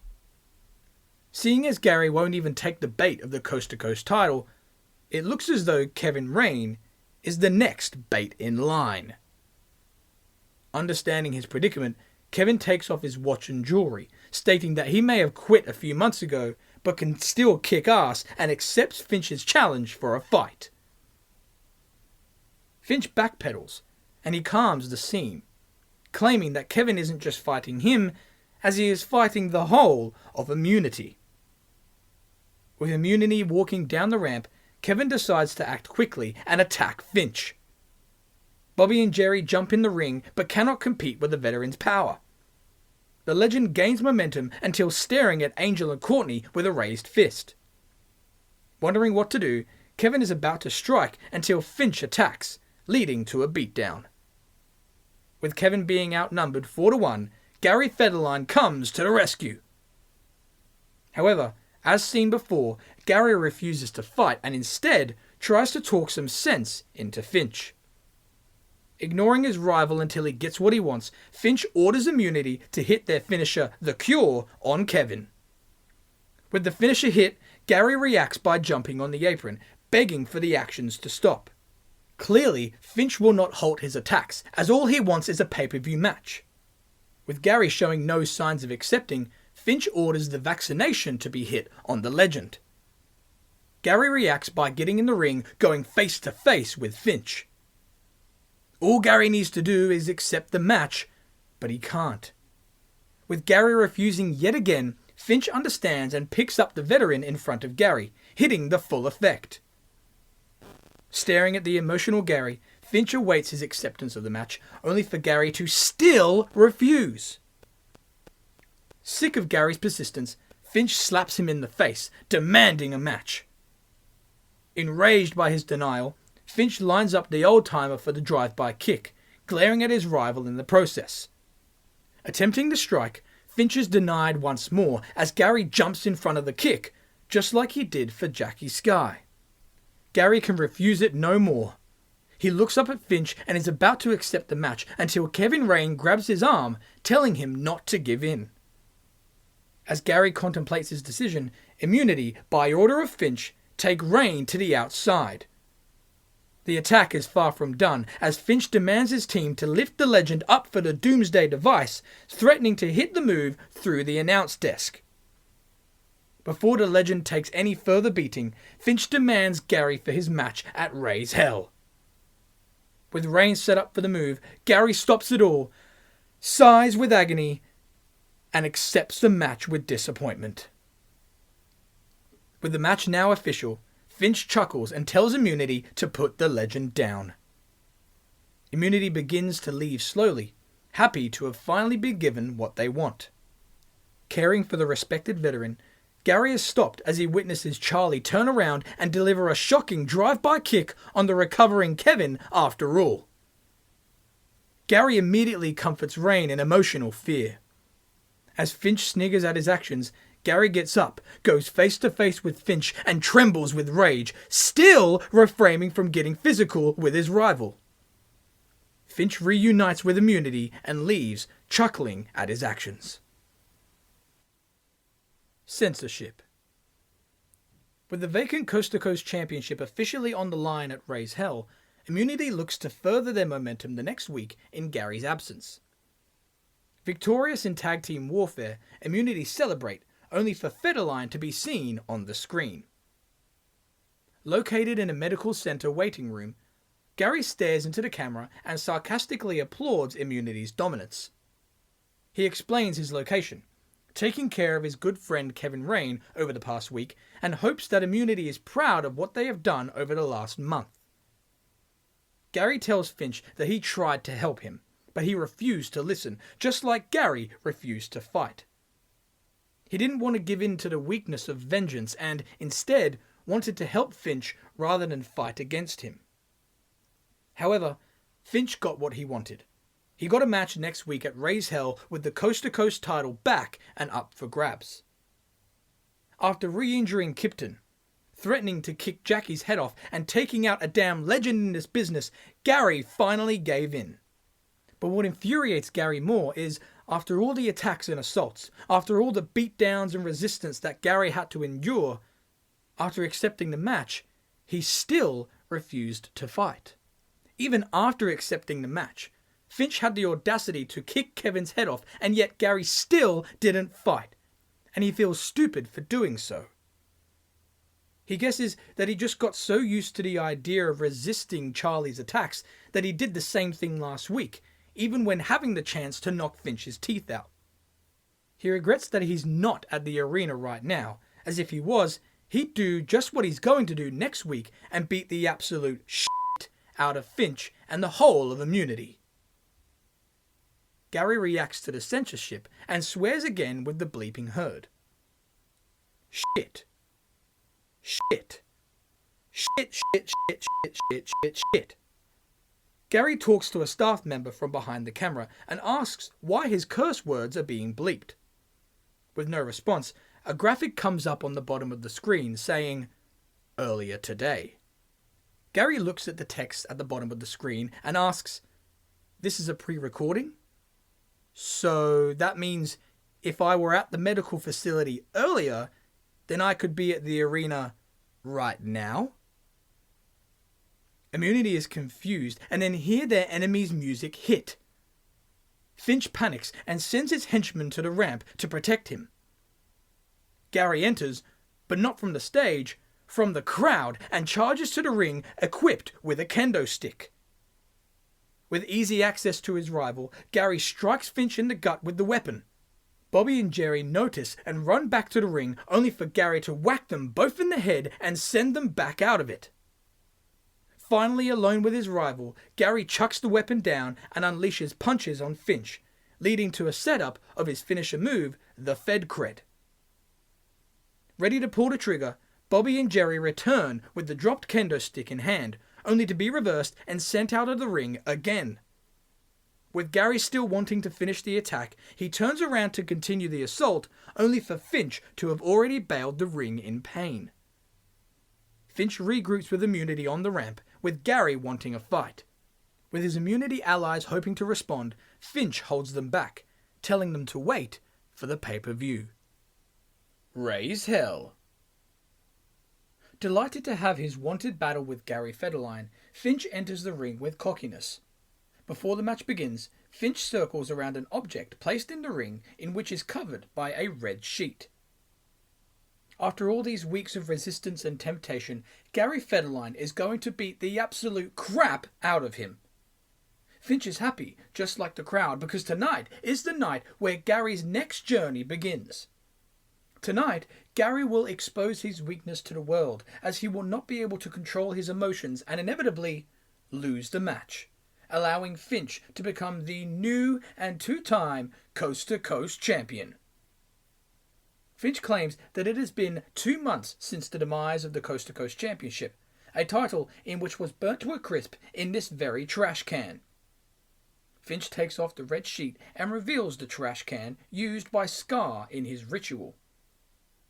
Tonight, Finch takes back his power, takes back his one true love. He takes back his championship.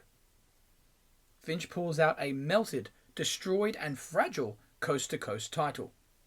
He kisses it and hands it over to the referee, who raises it with difficulty, showing the title that will be fought for. As Finch yearns for the melted gold, Gary Federline enters and yearns to avenge Kevin Rain. With the match fairly equal, Finch and Federline trade strikes back and forth until the villain takes control. He taunts Gary throughout the contest, telling him to lose his sanity and fight back. Eventually, Gary has had enough and fights back with intensity, striking Finch with blow after blow, causing Finch to laugh?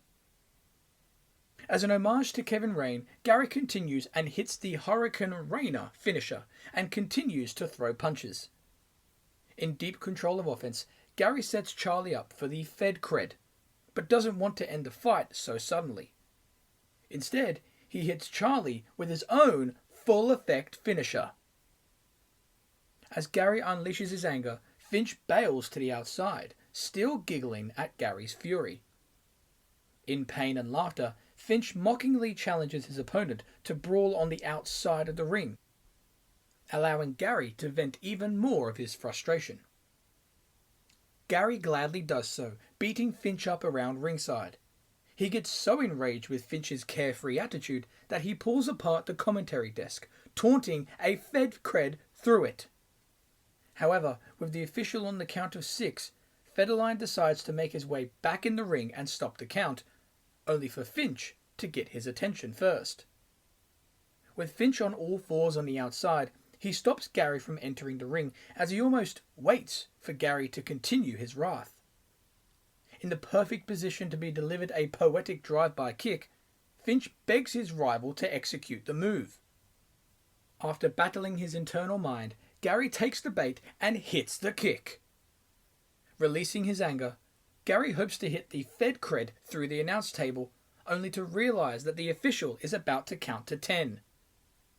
Gary drops Finch and runs for the ring, only for the match to end via countout. Gary gets back in the ring, trying to convince the referee that he made it back on time, only for the official to disagree, claiming it to be too late. With Gary disappointed, Charlie is seen smiling at ringside as he has played with his opponent's emotions perfectly. Finch may not be the new champion, but he has been rewarded with a higher honour, the satisfaction of playing his enemy like a fiddle. Understanding that his strings have been pulled, Gary decides to continue his attack on his rival, despite the match being over. He hopes to finish what he started and send Finch through the announce desk, only to be denied yet again, this time due to an immunity attack. Bobby Manuel and Jerry Kane prevent Finch from further injury as the teammates send Gary to the ring and hit the Cure. Although the gold is without an owner, Finch recovers and raises the vacant title, all while he and immunity stand over the pained and weakened Gary Federline. Old dog, new tricks. Finch claims ownership of the vacant coast-to-coast title at Ray's Hell. However, the champion must deal with his past actions the following week, as the legendary Kevin Rain has demanded a return match against his attacker. This night sees Gary Federline vent his pay-per-view frustration by tapping out Warren Jackson with the newly acquired Regal Stretch submission move. Despite Federline's impressive victory, an upbeat Charlie is seen walking with his team backstage. With the burnt coast-to-coast title wrapped around his shoulder in cockiness, an interviewer asks for his reaction to Gary's win. Finch scoffs at it, claiming that Gary will have to do better than that to deserve a title match. Confused, the interviewer asks Finch what he means, as an official champion was never actually crowned last week. Finch is now insulted and disputes. Last week, he did what he said he was going to do, expose Gary's weakness. Gary lost his cool and couldn't help his rage last week, showing weakness. Although he didn't get an official victory over Gary last week, he defeated him emotionally. After literally bringing the coast-to-coast title back from the trash, he sees no better man to hold the gold. The interviewer then asks about Kevin Rain, claiming that the legend has vowed revenge tonight after what happened just 3 weeks ago. Finch chuckles, claiming that Gary showed weakness in temptation last week, just like Kevin Rain is showing weakness in naivety. If the old-timer wants to believe that he's young one more time, Finch is happy to kick his head into oblivion yet again, this time retiring him for good. Finch walks on with Bobby and Jerry shoving the interviewer to the side, while Angel and Cortni brush their hair with attitude. The new Charlie Finch heads into battle with the old Kevin Rain later in the evening. The villain enters with the vacant and burnt coast-to-coast title with cockiness. After a long pause, Rain enters with a bruised eye and vengeance in mind. He patiently waits for the bell to ring as Finch mocks his injuries. As soon as the bell rings, Rain dominates, seeking justice for the previous beatdown. After a while, Finch gains control, leading to both men battling with bad blood and causing Finch to win with the full effect.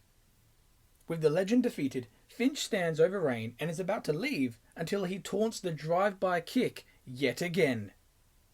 Much like 3 weeks ago, Gary Federline storms to the ring for a save, only this time tackles Finch down immediately, throwing fists of rage. Finch bails from the ring with Gary sending a message to his rival. He's not going to allow Finch to take out Kevin Rain yet again, just like he won't allow Finch to walk around with a title that isn't his. Yes, he lost his cool last week, but he will be allowed to lose his mind next week as the vacant coast-to-coast title will be on the line in a street fight. Drive-by. As a street fight is promoted for the next week, Gary is seen walking backstage, preparing for his brawl, and is approached by Kevin Rain with a hug. Despite Adrenaline's takeover of the show, Kevin has got Gary's back tonight. Gary thanks the legend, but rejects the help. He not only wants Kevin to remain safe, but needs to battle Finch for himself, not wanting to show any weakness. Tonight, he fights alone and becomes coast-to-coast champion. Rain is impressed as Gary walks on, ready for his fight. Gary enters the street fight with determination and without backup. Finch enters the street fight with a vacant title and without nerves. Taunting his newly won title as he walks around the ring, Finch is ambushed the moment he steps inside of it. Gary starts the match with a brawl. Fighting throughout the arena, the brawl leads to backstage and toward the parking lot. With Gary in control, he hits the Fed cred on top of a car. With his rival on his knees, Gary is in prime position to hit Finch with a poetic drive-by kick. With Gary about to hit the move, dedicating a win to Kevin Rain, a car pulls up next to Finch. It's immunity. Bobby and Angel fend off Gary while Cortni and Jerry drag their leader in the car. Immunity drive off instantly with Gary chasing after them. With the match unable to continue, we are left without an official champion once again. Entering the following week and furious to be without a title, Gary prepares for competition against a loudmouth rookie known as Jarvis Banks. Before the bell rings, Jarvis wants to understand his opponent's quarrels. Not only could Gary not answer the 10 count at Raise Hell, but he also couldn't even beat his nemesis down in a street fight last week. Even with the opening to end it all, Gary let Finch get away, allowing Immunity to do a drive-by of their own. After enduring such a heavy few weeks, Gary should be out here standing as a dominant champion. However, he stands out here with only one thing: stupidity. Jarvis continues to belittle his opponent until Gary clocks him in the face, starting their contest. Silencing the big mouth of Jarvis, Gary soon wins with his submission move, the Regal Stretch. After a ventilating contest, Gary is approached by Aaron Cutler immediately in the ring. The commentator announces that next week Gary has another shot to determine an official coast-to-coast champion as he competes with Charlie Finch in a last man standing match. Aaron explains the rules of the contest and then asks Gary how he feels about his next and perhaps final encounter with his nemesis. Gary claims that Finch has run off with the vacant coast-to-coast title not once, but too many times. Next week, a name will be finally placed on the gold, reading Gary Federline. This conflict has been all about weakness, and no one has proved themselves to be a giant pussy more than Finch. All Gary has wanted to do from day one is help Finch, to make him realize that he doesn't need an army to make him seem powerful. Next week, he will expose Finch's weakness, as he kicks that glass jaw off of his face. Gary exits, prepared for next week. Strongest man standing. The last man standing stipulation is advertised throughout the next episode. As Gary is seen preparing for his match, Immunity stop him. Leading the faction, Finch reminds his opponent that he's got 2 men and 2 women willing to make sure that he retains the title. Gary tells Finch that he is wrong on so many levels. 1. He won't retain the title as neither man has officially actually won it yet. That changes tonight. Number 2. It's a last man standing match, not a first man who jumps in the back of a car gets to pretend to be a champion match. Gary wants to see Finch be strong and fight alone. 3. Finch has 4 men standing behind him, as he's pretty sure that Cortni and Angel are packing more than the rest of them. Immunity goes to attack, with Finch holding them back. Charlie stays calm, looks at his fingernails and flicks the dust off of his shoulder. He makes an excuse for last week's actions, believing street fights to be ridiculous, as it proves no strength. However, a last man standing match is all about the internal battle one has with themselves to keep going. 2 weeks ago, the street fight benefited Gary. This week, Finch has the advantage. Finch leaves with Gary pissed off. Entering alone, accompanied by the coast-to-coast title and a huge smirk on his face, Finch prepares for the last man standing match, only to be attacked by Gary down the ramp, starting the match. With the title up for grabs, Gary remains in control, eventually eliminating the intervening Bobby Manuel and Jerry Kane from the equation. From this distraction, Finch takes over offense. With Finch finally on top, the fight continues around the arena. Both men fight on and over the stairs of the arena, eventually causing both men to lose balance and fall to the concrete floor. After an insane battle, both men are still unable to find a winner, as both men can no longer answer the official's 10 count. Change of plans. After once again unable to crown a new official champion, Finch enters the next episode equipped with the unawarded gold. With his allies behind him, he states that since the pay-per-view Relentless, he has shown strength in standing up for himself. Since then, Charlie has refused to be weak, unlike Gary Federline, who has fed on the weakness of himself. Viewing himself as unbeatable, Finch believes that Gary has blamed everyone but himself for his inability to gain the coast-to-coast title. Not only does this make Gary weak, it makes him insane. Finch states that he came out not to fight with Gary, but to ask him a simple question. With Gary eventually entering, he immediately stops Finch's speech to make one of his own. Gary tells Finch that his highest moments didn't begin at Relentless. In fact, his life got worse from that point on. Finch's strongest point in life was at the beginning of his career, as from day one of Impetus, he came in with his heart on his sleeve, passionate with a soul full of determination. It was those assets that, although got him beaten down, never stopped him from climbing back up, to the point where he won the coast-to-coast title, the title in which he has been falsely walking around with for the last few weeks. Gary says that everyone respected him for earning a title and doing it as himself. However, it all went wrong as soon as he got a taste of love. With Charlie impacted by Gary's words, Gary continues. Confident and charismatic, Finch soon got the attention of Rachelle, who is sadly no longer with us. From that point on, Finch let his heart, ego and weakness get ahead of him. Despite what he thinks what happened at Relentless, despite what he thinks after joining Immunity, it has only gotten worse. Gary tells Finch that he is sick, plagued by ego. With what little hope he has left, Gary just wants to help him. After assaulting the innocent, fighting street style, and unable to answer the 10th number, it's time for an end. Finch sniggers and agrees. He wants to face Gary one more time, man on man, one on one. Gary gets ready for a fight, only for Immunity to settle him down. Charlie refuses a match for tonight, and instead demands one next week at the next pay-per-view, Insurgency. Their feud needs to end where neither man can have an excuse, where neither man can escape. With the advertised steel cage match between Ricky Matthews and Stephen Dreadful cancelled, Finch looks up to see the cage hoisted in the air and asks to settle their issue on the 4 sides of steel. Then, the cage lowers, surrounding the ring.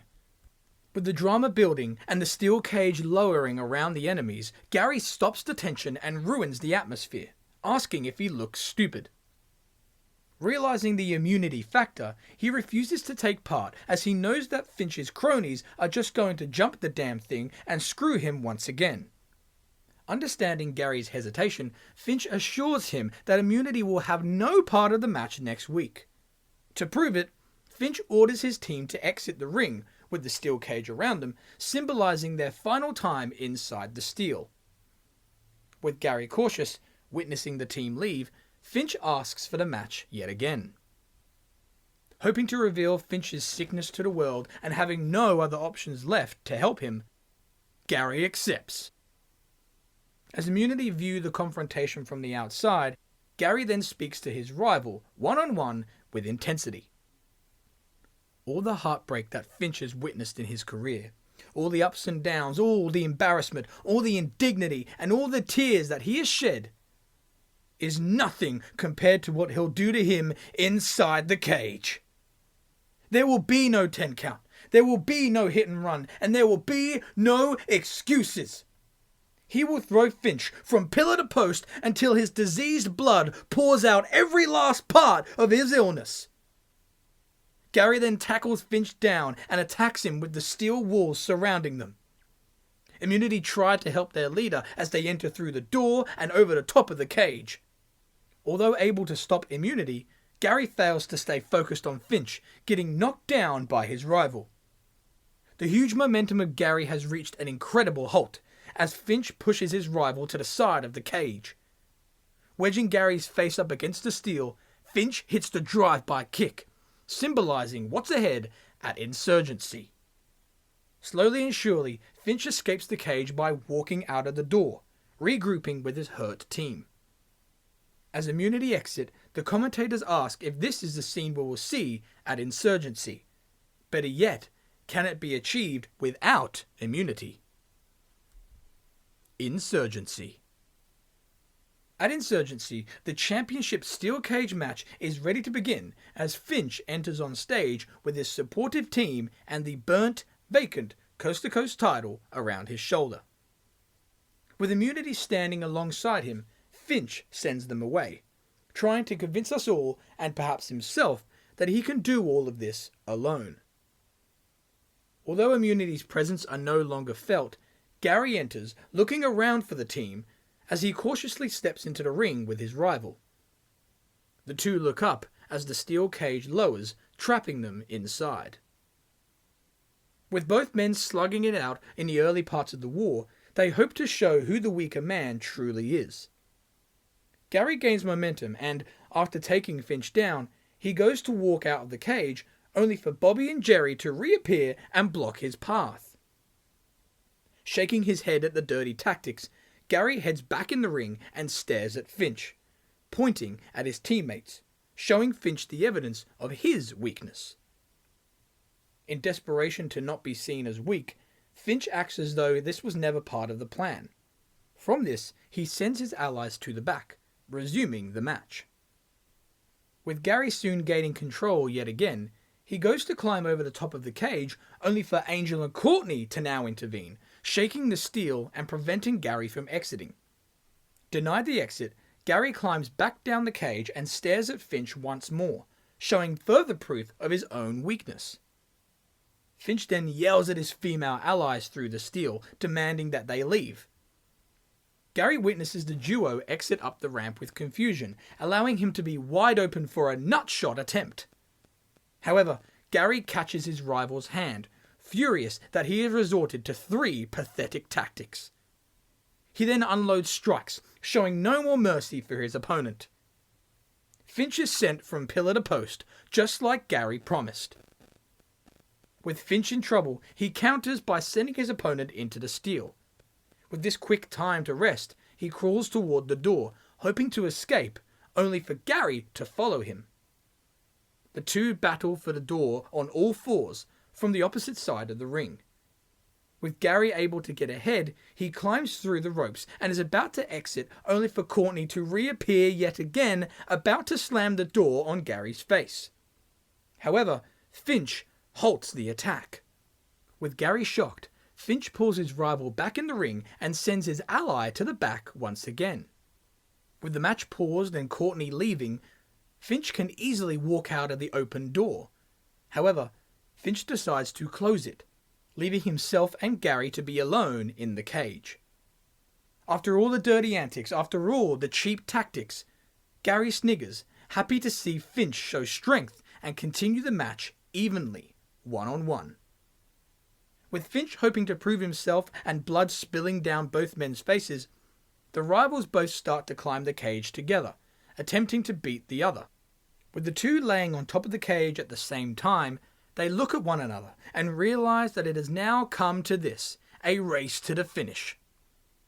Battling throughout their descent, the two get halfway down the cage and drop to the floor at the same time.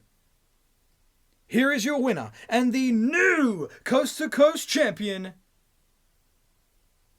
With the enemies laying in fatigue, the uncrowned title stays vacant as a winner is yet to be announced. After a minute of confusion, the president of Impetus, Sam Pullen, enters to address the situation. The boss comes out with fury, sick of providing the two with match after match and not declaring a new and official Coast to Coast champion.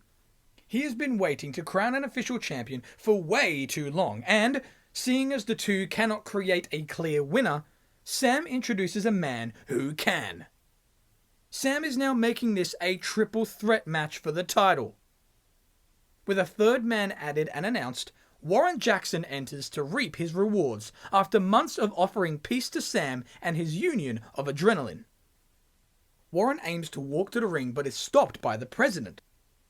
Sam assures him that he is not the third man. With Warren confused and upset, Sam introduces the real and third member of the match, Dave Falcon. The legendary Adrenaline member walks past his previous protege with little care. He gets in the ring and is immediately challenged by a tired and fatigued Gary Federline. With a shocking and out-of-nowhere triple threat match created to crown a new champion, Dave Falcon escapes with a sudden win. Dave Falcon is now the new Coast to Coast champion. We are the waiting. After the surprising crowning of a new champion, the Coast to Coast title lays in the hands of Dave Falcon and seems to drift further away from the Immunity and Gary Federline saga. With the last few months being dominated by Immunity, the villainous team are barely seen in the ring and rarely featured on the shows. As the 100th episode of Impetus approaches, the fate of the show hangs in the balance as Team Adrenaline look to conquer Team Impetus. Aiming to defend his company, Gary joins the Impetus brand in hopes to take back the title in which was stolen from him. However, his dreams are quickly destroyed, as Adrenaline not only hospitalize him, but take him out of the match entirely. Meanwhile, Finch's placement on the show is limited, as it appears the focus of Finch and his dastardly goals have faded. After many weeks of floundering with no new goals being described, Immunity explained their lack of participation in a backstage segment with the world champion and leader of the Impetus team, Greg Williams. With Gary's inability to compete at the next pay-per-view due to an Adrenaline beatdown, Greg is a man down and must spend an entire episode searching for a replacement. He approaches Immunity backstage, hoping for Finch to calmly accept the invitation in order to join the team.